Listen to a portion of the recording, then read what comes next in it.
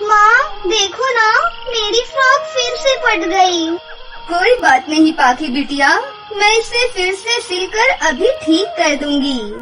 ये सुनकर पाखी चिढ़कर बोलती है, माँ पहले भी तो आपने इस फ्रॉक को कितनी जगह से सिला हुआ है, मगर ये बार बार फट जाती है। माँ मुझे एक नई फ्रॉक दिला दो ना, ये फ्रॉक पूरी तरह से फट गई है और ये पुरानी भी हो गई है। सब मुझे फटे पुराने कपड़े में देखकर मेरा बहुत मजाक उड़ाते हैं। मुझे एक नई फ्रॉक दिला दो ना। नहीं पाखी, मैं तुम्हारे लिए अभी फ्रॉक नहीं खरीद सकती, क्योंकि तुम्हारी गरीब माँ के पास अभी पैसे नहीं है। आपके पास कभी भी हमारे लिए पैसे होते ही नहीं हैं। बस ये फटे चिटे कपड़े ही पहनने को मिलते हैं और खाने को रूखी सूखी रोटियां। अगर आप मुझे और आयुष को अच्छी जिंदगी नहीं दे सकती थी तो हमें पैदा ही क्यों किया था। बेटे की ऐसी तानों भरी बातें सुनकर अर्चना गरीबी से झिंझिला करके उसे एक जोरदार थप्पड़ मार देती है। पाखी इतनी बड़ी हो गई है तू कि अपनी माँ से सवाल करेगी। अरे अर्चना बहू, क्यों इस बेचारी बच्ची को मार रही हो? अब इसे क्या पता अमीरी गरीबी का डंका। ठंड रख, चल ये ले लड्डू खा। अरे कहाँ हो सीता? अरे सुशीला बहन, आप यहाँ? ये लो मिठाई खाओ। ये ले आकांक्षा, तू भी खा। मगर काकी ये तो बताइए, मिठाई किस खुशी में खिला रही हैं? मेरी बेटी आंचल की शादी सेट हो गई है। बड़े ही अमीर खानदान से हैं उसके ससुराल वाले। ये देखो आंचल की शादी का जोड़ा, लाखों का लहंगा भेजा है और हम सभी के लिए भी महंगे महंगे कपड़े भेजे हैं। मगर अब सबकी किस्मत मेरी आंचल जैसी अच्छी कहाँ। वैसे सीता, आकांक्षा की शादी कहीं लगी कि नहीं? रिश्ते तो देख रहे हैं सुशीला बहन, मगर लड़के वालों की दहेज की मांग के चलते कहीं बात नहीं बन पा रही है। देख सीता, 100 की सीधी बात है, आजकल अच्छे रिश्ते बिना दहेज दिए कहाँ मिलते हैं। और इस टूटी फूटी झोपड़ी में आएगा भी कौन रिश्ता लेकर? और फिर तुम ठहरे गरीब भैया। ये सुनकर सूरज सुशीला को जवाब देता है। ठीक कहा सुशीला काकी आपने, हम गरीब हैं, मगर नमक रोटी खाकर भी अपने घर में ही रहते हैं, किसी से कुछ मांगने नहीं जाते। सूरज, तू मुझ पर काहे बिगड़ रहा है? ये लो अर्चना बहू, ये मेरी बेटी की शादी का लहंगा सिल देना। बड़ा आया भाषण झाड़ने। अर्चना और उसके ससुराल वालों को लोग गरीबी के चलते ऐसे तानों भरी बातें अक्सर सुनाया करते थे। परिवार में सास ससुर और 2 बच्चे और एक नंद थी। सूरज एक फैक्ट्री में मामूली सी तनख्वाह में काम करता था और अखिल एक सेठ के यहाँ माली था। मगर पति और ससुर की कमाई से खाने का इंतजाम नहीं हो पा रहा था। इसलिए शादी के बाद जब अर्चना बहू बनकर ससुराल आई तो वो सिलाई करने लग गई, जिससे वो 4 पैसे कमा पाती थी। मगर सारे पैसे घर खर्च में ही चले जाते थे, जिसके चलते अर्चना और उसके गरीब ससुराल वाले फटे पुराने कपड़े में ही गुजारा करते थे। एक दिन अर्चना कपड़े सिल रही होती है कि तभी उसका ससुर अखिल अपने कंधे पर ढेर सारे पेड़ पौधे लेकर घर आता है, जिनमें ढेर सारे रसीले फल भी लगे हुए थे। बहू, इन पेड़ पौधों को आंगन में धूप में रख देना, पत्ते सूख जाएंगे तो चूल्हे में लगाने के काम आएंगे। बाबूजी, इन पौधों में कितने मीठे और रसीले फल लगे हुए हैं और इसके पत्ते भी एकदम हरे भरे हैं, फिर इसे क्यों काट दिया? अरे बहू, इन अमीरों के लिए जब रिश्ते और रस्मों के मायने नहीं होते हैं तो ये तो भला पेड़ पौधे हैं। मैं जहाँ काम करता था उस सेठ ने अपने बंगले के बाहर का सारा बगीचा उजाड़ कर पानी का झरना लगा दिया और कहा कि अब मुझे मामूली से माली की जरूरत नहीं है, इसलिए काम से भी निकाल दिया बेटा। कोई बात नहीं बाबूजी, भगवान जो भी करता है अच्छे के लिए ही करता है। इसके बाद अर्चना कुछ फलों के बीज निकालकर उसे अपने आंगन में डाल देती है और बाकी सब फलों को तोड़कर घर के अंदर लाती है। अच्छा हुआ जो मैं इन कपड़ों की कतरन को इकट्ठा करती थी। मैं जानती थी एक ना एक दिन ये मुझ गरीब दर्जी बहू के बहुत काम आएगा। ये कहते हुए वो गरीब दर्जी बहू उन कतरनों को जोड़कर एक फ्रॉक का अस्तर सिल लेती है और सभी रंग बिरंगे फलों से बहुत ही सुंदर सी फ्रॉक सिलकर पाखी को दे देती है। ये देखो पाखी बिटिया, तुमने मुझसे एक नई फ्रॉक मांगी थी ना, ये रहा तुम्हारा नया फलों वाला फ्रॉक। फलों का फ्रॉक देखकर पाखी बहुत ज्यादा खुश होती है। अरे वाह माँ, ये तो फलों वाला फ्रॉक कितना सुंदर है। अब मैं भी सबको दिखाऊंगी कि मेरे पास भी एक नई फ्रॉक है जो मेरी माँ ने सिला है। अपनी मासूम बेटी के चेहरे पर खुशी देखकर उस गरीब दर्जी बहू का मन भर आता है। तभी आयुष बोलता है, माँ मेरे लिए भी एक फलों वाला शर्ट सिल दो ना, और एक पैंट भी। देखो ना, बार बार एक ही पुरानी शर्ट पहनता हूँ मैं। अब तो ये शर्ट भी फट गई है। ठीक है आयुष, मैं तुम्हारे लिए भी फलों वाले कपड़े सिलूंगी। अब खुश? इस बार कपड़े बनाने के लिए अर्चना फलों के साथ साथ हरे भरे पत्ते भी इस्तेमाल करती है। अगर मैं पैंट शर्ट दोनों ही फलों से सिल दूंगी तो अच्छा नहीं लगेगा, इसलिए फलों वाली शर्ट के साथ पत्तों वाली सिंपल पैंट मेरे बेटे आयुष पर बहुत सूट करेगी। गरीबी के चलते उस गरीब दर्जी बहू के पास इतने पैसे नहीं थे कि वो अपने बच्चों के लिए एक दो जोड़ी कपड़े ला सके, मगर अपने बच्चों को खुशी देने के लिए वो कड़ी मेहनत करके फलों और पत्तों से रेडीमेड कपड़ों से भी ज्यादा सुंदर कपड़े सिलती है। साथ ही अपनी नंद और सास ससुर के फटे हुए कपड़ों को देखकर उनके लिए भी कई दिन की मेहनत लगाकर फलों से सुंदर कपड़े सभी के लिए सिलती है। ये लो आयुष, तुम्हारे कपड़े। माँ जी, बाऊ जी, मैंने आप दोनों के लिए भी कपड़े बनाए हैं।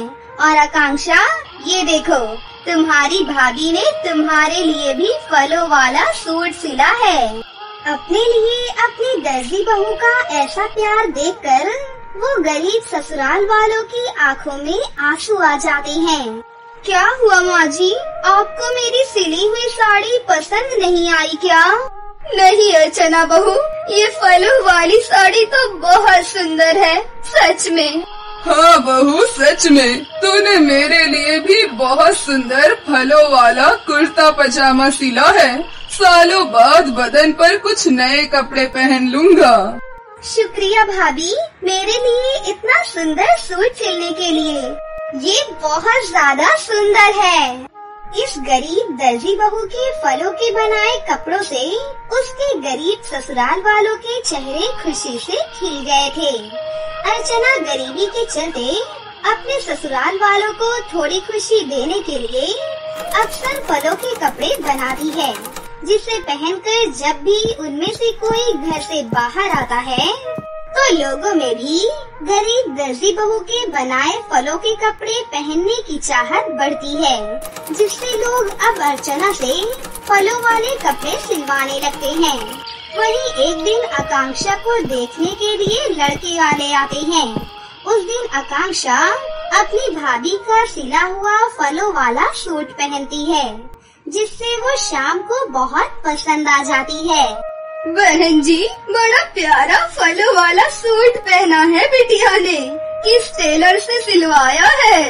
अवंतिका जी, ये फलों वाला सूट मेरी बहू अर्चना ने सिला है, उसे दर्जी का काम आता है। फिर तो मेरी शादी की फलों वाली शेरवानी भी आप ही सिलना अर्चना भाभी। हाँ हाँ जरूर श्याम जी, मतलब कि आपको हमारी आकांक्षा पसंद है?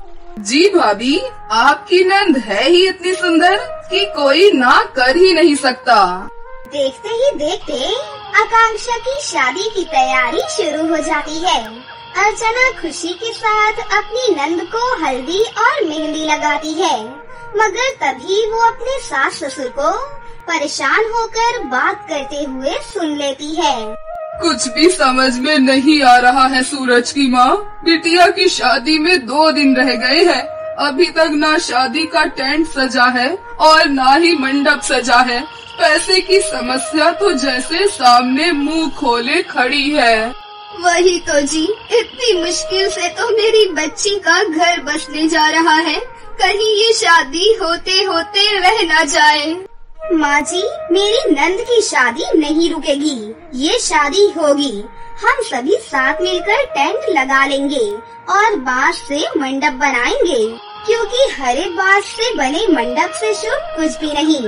और रही बात शादी के जोड़े की, तो मैं आकांक्षा के लिए फलों का लहंगा बनाऊंगी। अर्चना की बातें उसके सास ससुर की टूटी हुई हिम्मत को जोड़ देती हैं और सभी एक साथ शादी की तैयारी में लग जाते हैं। साथ ही अर्चना अपनी नंद के लिए फलों से बहुत ही सुंदर शादी का लहंगा बनाती है, जिसे पहनकर आकांक्षा अपनी शादी वाले दिन बहुत ही सुंदर लगती है। इसके बाद गरीब सीता और अखिल आकांक्षा का कन्यादान करते हैं और विदाई के समय ससुराल जाते वक्त आकांक्षा आंसू भरी आंखों से अपनी गरीब दर्जी भाभी से कहती है, अर्चना भाभी, ये शादी का जोड़ा हमेशा मेरे लिए खास रहेगा। आज आपकी वजह से मेरी शादी हो सकी है।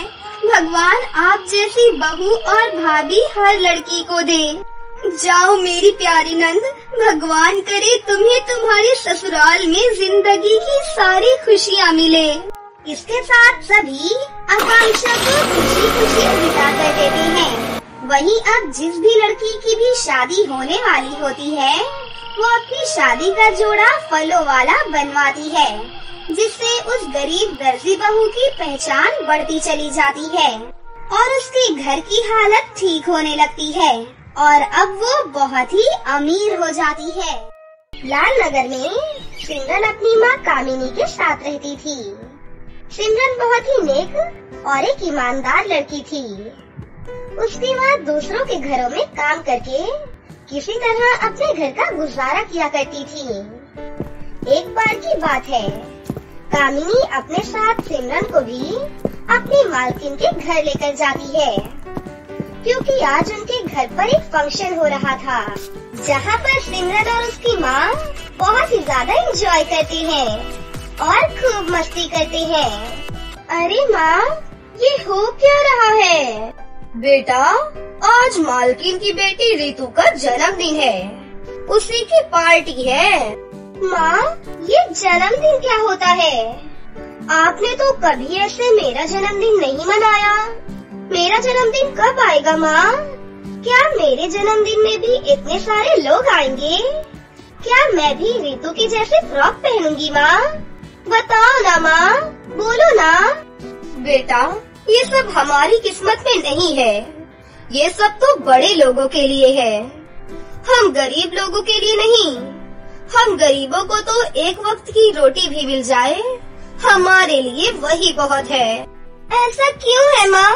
आखिर हम भी तो इनकी तरह इंसान है ना, फिर हम क्यों इनकी तरह अच्छे कपड़े नहीं पहन सकते और मौज मस्ती नहीं कर सकते? उसके बाद सिमरन फूट फूट कर रोने लगती है। फिर सिमरन की माँ किसी तरह सिमरन को समझाकर उसे घर लेकर जाती है, लेकिन सिमरन के दिमाग में यही सब चलते रहता है और फिर वो सोचते सोचते अकेले ही जंगल में चली जाती है और जोर जोर से रोते हुए कहती है, आखिर हम इतने गरीब क्यों है ऊपर वाले? क्यों रितु के माँ बाप के पास ही पैसा है? क्या सिर्फ अमीर लोगों को ही खुश रहने का हक है? काश मेरे भी पापा जिंदा होते तो आज हमें ये दिन देखना नहीं पड़ता। सिमरन ऐसा कहकर रो ही रही थी कि तभी उधर से एक टिनटिन परी आ रही होती है और वो सिमरन को यूँ उदास देखकर उससे पूछती है, अरे सिमरन, तुम इतनी उदास क्यों हो? बताओ क्या हुआ? सिमरन अचानक परी को देखकर डर जाती है और डरते डरते सिमरन परी से पूछती है, आप कौन हो और क्यों मेरे पास आई हो? सिमरन, डरो नहीं, मैं एक परी हूँ। मैं यहाँ से जा रही थी तो मैंने तुमको यहाँ उदास देखा, इसीलिए मैं तुम्हारे पास आ गई। बताओ ना, क्या बात है? परी जी, आखिर हम गरीबों के साथ ही इतनी नाइंसाफियाँ क्यों होती है? क्यों हम अच्छे अच्छे कपड़े नहीं पहन सकते, अच्छा खाना नहीं खा सकते? ऐसा क्यों है परी जी? बस इतनी सी बात से उदास नहीं होते सिमरन। ये लो जादुई परियों वाली फ्रॉक। और हाँ, ये कोई मामूली फ्रॉक नहीं है। तुम इस जादुई फ्रॉक से जो कुछ भी मांगोगी, ये जादुई फ्रॉक तुम्हें सब कुछ दे देगा। जादुई फ्रॉक देखकर सिमरन बहुत खुश हो जाती है और खुशी खुशी वो जादुई फ्रॉक लेकर अपने घर चली जाती है। घर जाकर जैसे ही वो जादुई फ्रॉक पहनती है तो वो बहुत ही खूबसूरत लड़की में बदल जाती है। खुद को आईने में देखकर वो बोलती है, अरे वाह, परी की बात तो बिल्कुल सच निकली। मैं तो एकदम खूबसूरत हो गई हूँ, बिल्कुल परी की तरह। फिर सिमरन अपने जादुई फ्रॉक से कहती है, हे जादुई फ्रॉक, मुझे एक अच्छा सा घर चाहिए। तभी उसके सामने एक खूबसूरत सा घर बनकर तैयार हो जाता है। अब सिमरन की खुशी का तो कोई ठिकाना ही नहीं रहता। फिर सिमरन अपनी माँ को सारी बात जाकर बताती है, जिससे उसकी माँ भी बहुत खुश हो जाती है। सिमरन उस जादुई फ्रॉक को पहनकर बाहर निकलती है और अपनी सहेलियों को दिखाने लगती है। श्रुति, मैं कैसी लग रही हूँ? अरे वाह, तुम तो बहुत प्यारी लग रही हो। लेकिन रातों रात ये सब कुछ तुम्हारे पास कैसे आ गया? तुम्हें ये फ्रॉक किसने दिया है, ये तो बताओ। अरे वो सब छोड़ो, अब मैं पहले की तरह गरीब नहीं रही। आज शाम को मेरे घर पर पार्टी है, तुम सबको मेरे घर पर आना है। क्या पार्टी? वो भी तुम्हारे घर पर? तुम लोगों को यकीन नहीं हो रहा ना? आज शाम को मेरे नए वाले घर पर आ जाना, तुम्हें सब कुछ पता चल जाएगा। शाम को सिमरन की सहेलियाँ सिमरन के नए वाले घर को देखती हैं, तो वो सब चौंक जाती हैं।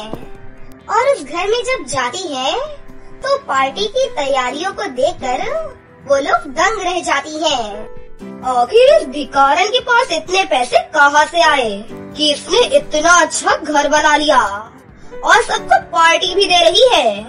कुछ तो गड़बड़ है, पता तो करना ही पड़ेगा।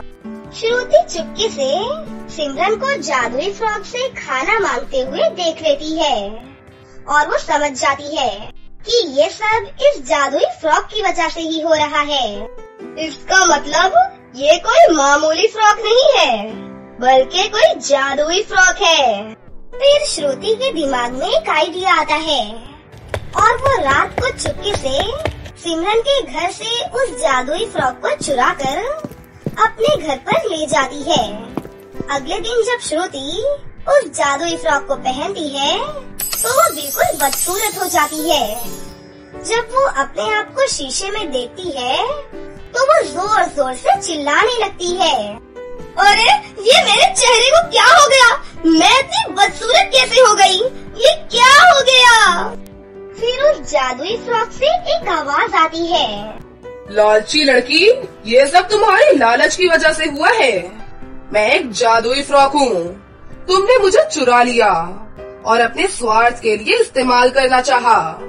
इसी वजह से तुम्हारे साथ ऐसा हुआ है।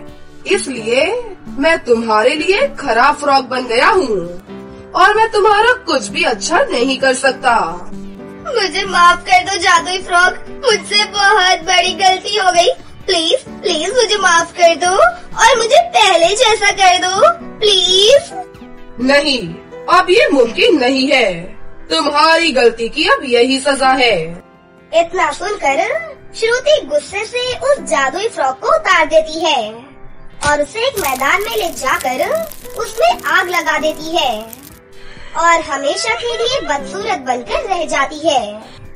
लेकिन उस जादुई फ्रॉक को कुछ भी नहीं होता और वो हवा में उड़ता हुआ सिमरन के घर पर वापस चला जाता है। अब सिमरन के पास आज सब कुछ था, पैसा, गाड़ी, घर। और वो दोनों माँ बेटी खुशी खुशी अपना जीवन एक साथ गुजारने लगती हैं। बहुत समय पहले की बात है, एक जंगल में एक अच्छी जादूगरनी रहती थी। वो हमेशा गरीब लड़कियों की मदद किया करती थी, लेकिन जादूगरनी इस बात का पता किसी को नहीं चलने देती थी। फिर एक दिन जादूगरनी एक जादुई लहंगा तैयार करती है। उसके बाद जादूगरनी अपनी जादुई छड़ी से उस लहंगे को फटा और पुराना बना देती है। अब मैं इस जादुई लहंगे को कचरे की पेटी में फेंक दूंगी। उसके बाद इस लहंगे को कोई बहुत ही गरीब और जरूरतमंद लड़की उठा लेगी। इतना कहकर जादूगरनी उस जादुई लहंगे को एक कचरे की पेटी में फेंककर वहाँ से चली जाती है। थोड़ी देर के बाद सुनीता नाम की एक भीख मांगने वाली लड़की वहाँ से गुजरती है। तभी उसकी नजर उस लहंगे पर पड़ती है। अरे ये लहंगा यहाँ कचरे की पेटी में कौन फेंक कर चला गया? मैं इस लहंगे को उठा लेती हूँ। उसके बाद इसे सिलकर मैं इसे पहनना शुरू कर दूंगी।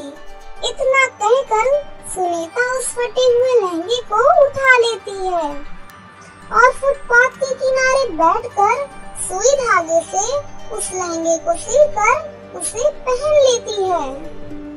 लेकिन तभी वो जादुई लहंगा सुनीता से बात करने लगता है। सुनो लड़की, मैं एक जादुई लहंगा हूँ। मुझे गरीब लड़कियों की मदद के लिए बनाया गया है।